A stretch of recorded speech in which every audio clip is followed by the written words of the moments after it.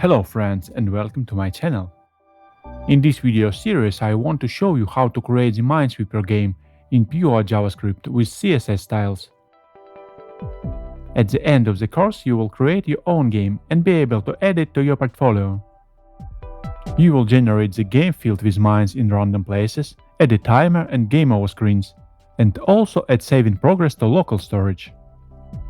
I won't be using libraries like React or others in this project, so you won't need any additional software, just a text editor you like and a web browser.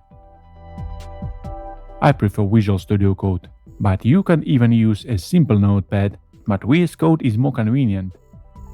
I also won't use modules and classes in this series.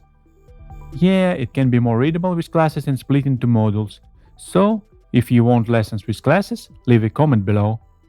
If you have any suggestions for what other project I should do, please leave your comments below too. Subscribe to the channel and let's start.